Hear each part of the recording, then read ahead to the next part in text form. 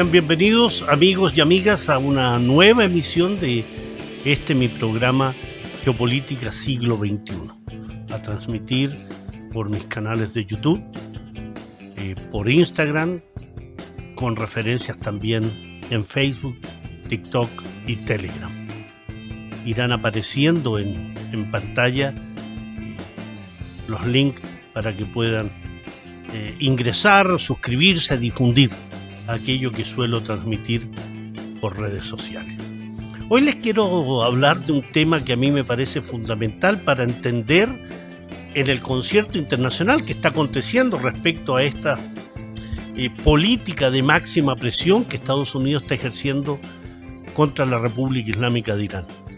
Hace muy pocos días cumplió 47 años desde el triunfo de la Revolución Islámica en febrero del año 1979. Y el incremento de esa política de máxima presión se expresa en sabotajes, en desestabilización, en intentos de golpe, en generar una política en la cual manifestaciones como las que se dieron a fines de diciembre del 2025 e inicios de enero del 2026 sean catalizadas por Estados Unidos y sus socios en la región, el régimen israelí, con agentes tanto de la CIA, del Mossad, con mercenarios, con grupos terroristas como Comala y MKO, que han generado esos procesos de desestabilización. Ese es el escenario de los últimos meses. Y en ese plano también se han ido dando negociaciones indirectas entre Estados Unidos e Irán respecto a lo que se llama el programa nuclear. Es decir, aquel acuerdo firmado el año 2015 entre el denominado G5+1, Estados Unidos, China, Rusia, Francia, Gran Bretaña y Alemania, y como referente, en la otra trinchera, la República Islámica de Irán. Un acuerdo firmado en julio del año 2015, con una resolución, la 2231, que refrendaba ese acuerdo nuclear, el cual establecía, por una parte, el fin de las sanciones contra Irán y el compromiso de Irán respecto a el enriquecimiento de uranio, el tema del número de centrífuga, el tema del agua pesada y al mismo tiempo generar el permiso, la autorización para que la Agencia Internacional de Energía Atómica inspeccionara las instalaciones nucleares iraníes. Eso lo fue cumpliendo Irán, pero el año 2018, bajo la primera administración de Donald Trump, se retira del acuerdo nuclear y por tanto intensifica las sanciones y arrastra en eso a los países europeos, Francia, Gran Bretaña y Alemania, generando por tanto una política, insisto en el término, de máxima presión contra la República Islámica de Irán que se mantiene hasta el día de hoy. Y en general, cuando me han entrevistado respecto a este tema, porque este martes, estamos a 16, este martes 17, va a existir un nuevo encuentro, una nueva negociación, en este caso en Ginebra. El 6 de febrero hubo una en Mascate, la capital de Omán, y eso implica juntarse, pero no revueltos, ¿no? Porque son negociaciones indirectas con mediación. Y lo que me han preguntado es qué se puede esperar de las negociaciones entre Washington y Teherán sobre el programa nuclear iraní, en este caso en Ginebra, en Suiza. Desde mi punto de vista, no tengo grandes expectativas en orden a pensar que con el encuentro en Ginebra terminen estas tensiones generadas y catalizadas por los gobiernos de Estados Unidos, sean republicanos o sean demócratas, sin excepción.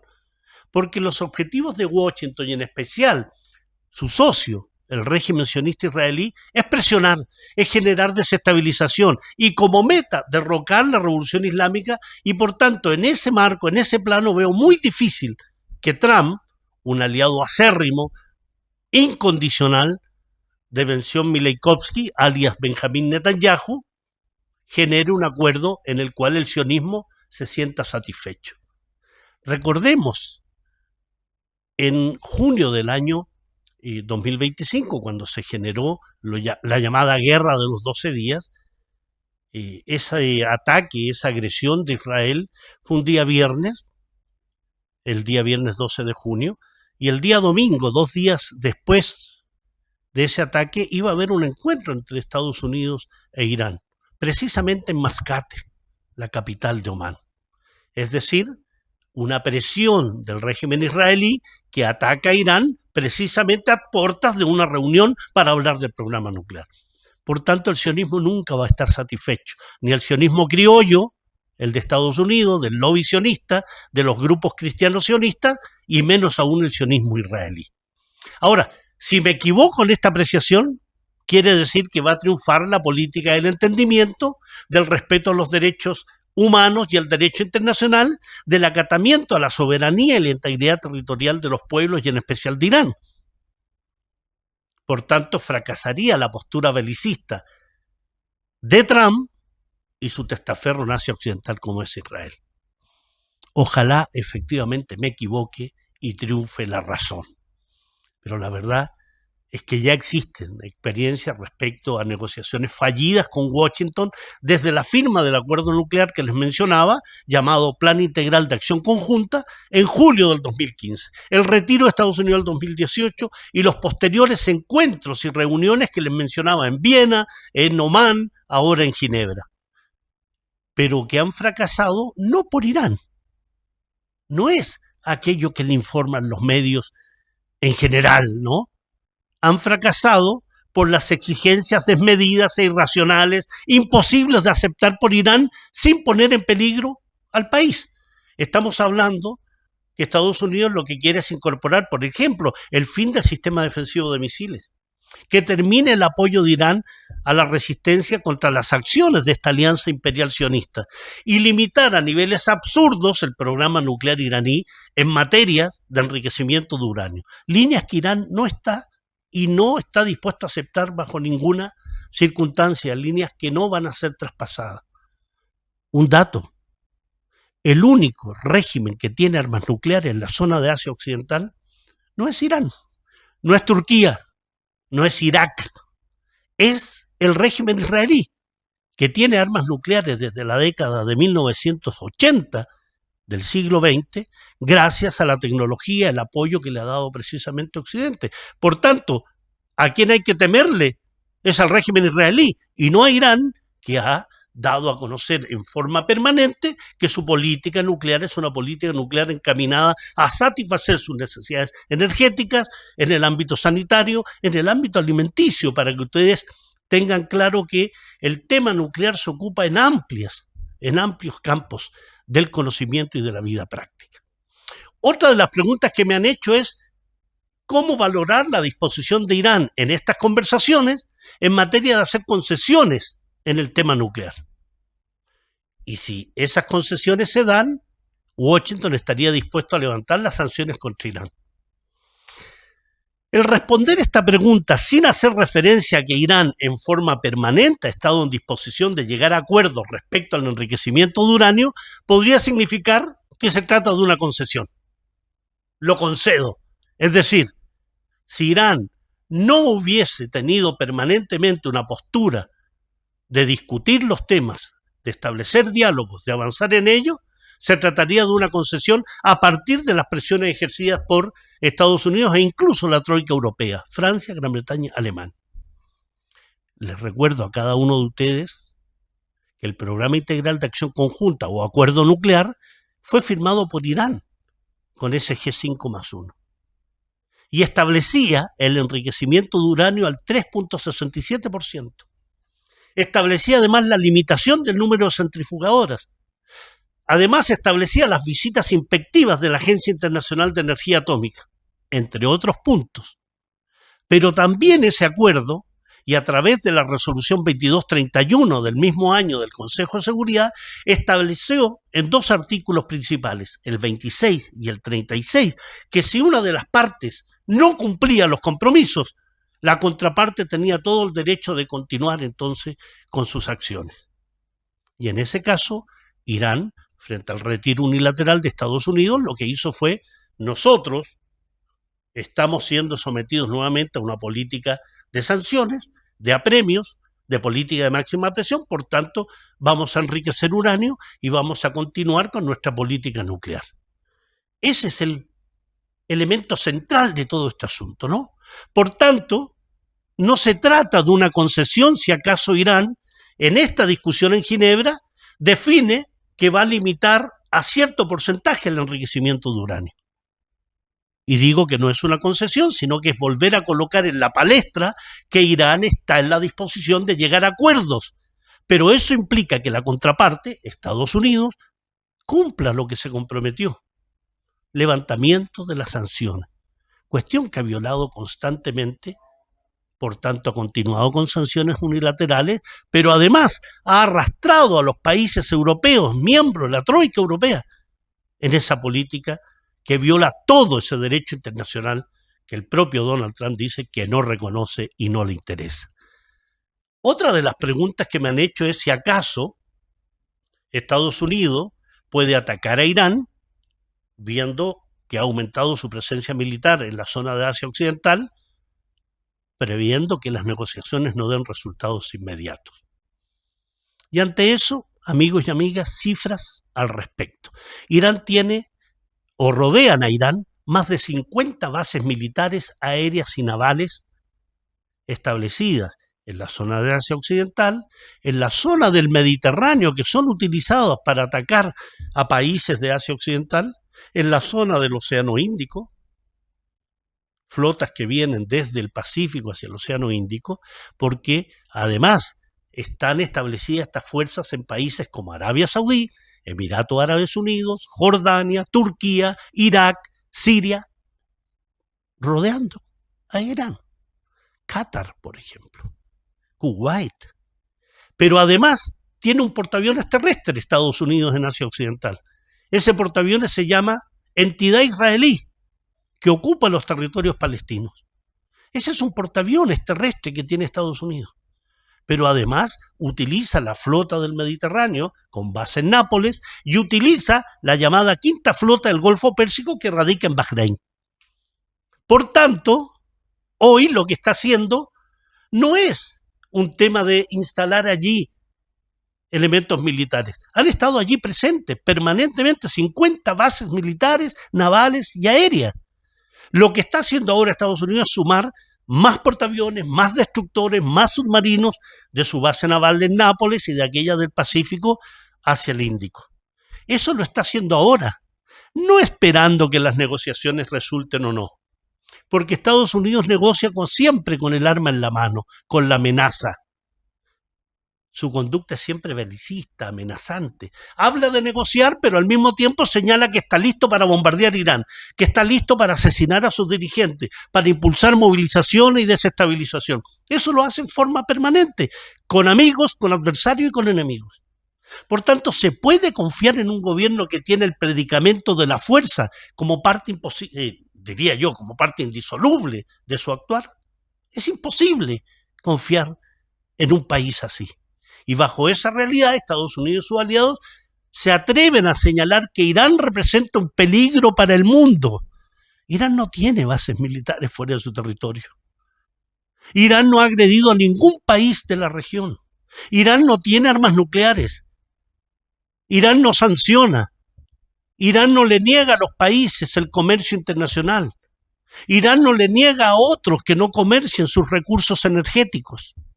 Por eso, ante la justa, necesaria y racional respuesta que tiene que dar Irán, me parece clarísima.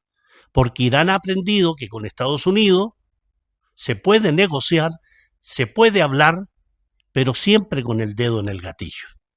Y eso es una enseñanza para el conjunto de los pueblos, incluso para esos europeos aliados de Estados Unidos, a los cuales les gritan y suben el PIB del 2 al 5% en materia de armas.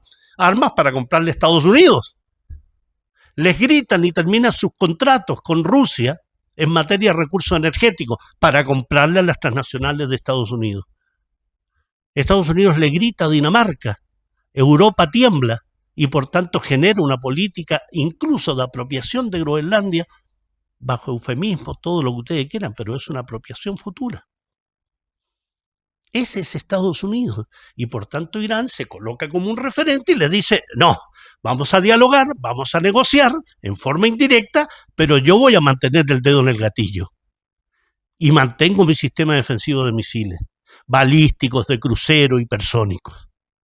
A mí me parece una postura no solo legítima, eso es de perogrullo, sino que justa, necesaria y además legal. Los países tienen el derecho a defenderse, sobre todo contra regímenes como el de Estados Unidos o los regímenes europeos que tienen como aliado a ese régimen criminal y genocida que se llama Israel. Y finalmente me suelen preguntar si sería posible una invasión militar de Estados Unidos en Irán o las amenazas de Trump son una herramienta de presión para llegar a un acuerdo. Pues sí, las amenazas de Trump, un experto en amenazas, un contumaz amenazador, son efectivamente herramientas de presión. Es parte de su dinámica de entender las relaciones internacionales, donde la violación del derecho internacional es su sello. Ya lo ha dicho el propio Trump. Él mismo lo ha sostenido. No cree en el derecho internacional y además dice que la moral es la que él define. Lo que es moral o lo que no es moral. Y por tanto, toda posibilidad de llevar adelante su animadversión contra Irán está en la mesa. Desestabilización, ataques como los realizados en junio del año 2025, que incluso significaron ataques a las instalaciones nucleares iraníes. Lo que hace es estimular acciones terroristas, como lo hizo junto a Israel a fines de diciembre del 2025 y principios del 2026, generando más de 3.500 muertos, entre ellos el 75% civiles, policías y funcionarios del Estado iraní. Ni fueron los 50.000, ni 70.000, ni 100.000, ni 200.000 que habla la propaganda occidental y sionista, sino que con claridad Irán dijo 3.500 muertos, entre ellos 75% de civiles iraníes, policías y funcionarios del Estado. El otro 25%, todos aquellos miembros de los grupos que armados entraron por la frontera entre Irak e Irán, Grupo Comala, kurdos iraquíes mayormente, aquellos del MKO, cuya sede principal se encuentra en París, por ejemplo, o aquellos grupos que alentados por Estados Unidos, palabras de Trump, de Mike Pompeo, de la dirigencia política y militar de Estados Unidos que llamaron a derrocar al gobierno de Irán. Lo que hizo Irán fue la defensa estricta de su integridad territorial, de su soberanía y la defensa de su ciudadanía. Pero existe algo que Estados Unidos lo tiene muy claro en materia que si va a haber una invasión militar de Estados Unidos, si fracasan las negociaciones, ¿no? Irán no es Dinamarca, que junto a la Unión Europea le levantan la voz y los amenazan para que se rindan con servilismo e indignidad. Irán representa para nuestros pueblos, y hablo del punto de vista político, del punto de vista de la manera de enfrentar a los poderes hegemónicos y arrogantes. Es un referente. No tiene que ver con la religión, no tiene que ver si son chiíes o no son chiíes, no tiene que ver con que sea una revolución islámica, tiene que ver con que enfrenta a aquellos que lo agreden con fortaleza, con su propia capacidad de desarrollo y generando una resistencia en desarrollo. Una resistencia durante 47 años, pero además capaz de desarrollar el país con todos los tipos de problemas que le presentan. Europa, por imposición de Washington, les decía, va a subir su PIB del 2 al 5%. ¿Qué continente o qué países con algo de dignidad aceptarían eso? Donde el 75% de las armas van a ser compradas por Estados Unidos.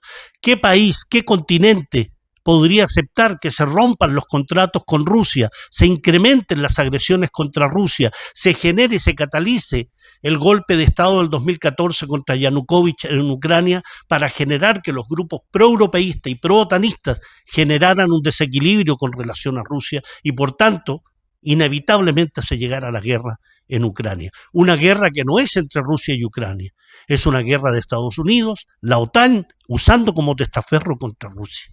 Esa es la realidad, ¿no? Por tanto, en ese plano, una invasión militar de Estados Unidos a Irán significaría una catástrofe para Irán. Perdónenme, una catástrofe que diga para Irán, porque indudablemente significaría entrar en una guerra, entrar en una situación de muchos problemas, de muchos muertos, de mucha destrucción. Y eso es una catástrofe para cualquier país, pero sería una catástrofe aún mayor para el conjunto de Asia Occidental y para Estados Unidos y sus bases militares, y sus sedes militares. Sería una catástrofe total. Sería una catástrofe para la región y para el mundo. Sería el cierre del estrecho de Hormuz. Sería el cierre del comercio internacional en materia energética. Por tanto, se entiende que hable de catástrofe no solo para Irán, sino para la región, para Estados Unidos y para el conjunto del planeta. Y eso no lo queremos. Nadie lo quiere. Pero si no queremos esta catástrofe, entonces que se respete la soberanía y la integridad territorial de Irán. Que se respeten los acuerdos establecidos en el Plan Integral de Acción Conjunta Nuclear. Irán lo tiene muy claro, sabe el costo de lo que significa enfrentarse al imperio y al sionismo, pero está dispuesto a dar esa batalla y eso hay que reconocerlo, porque es un pueblo soberano, digno y un término que no tienen muchos de países europeos que les mencionaba, valentía. A 47 años de la Revolución Islámica, Irán sigue muy en alto en materia referencial para nuestros pueblos. Muchas gracias. Nos encontramos en un próximo programa.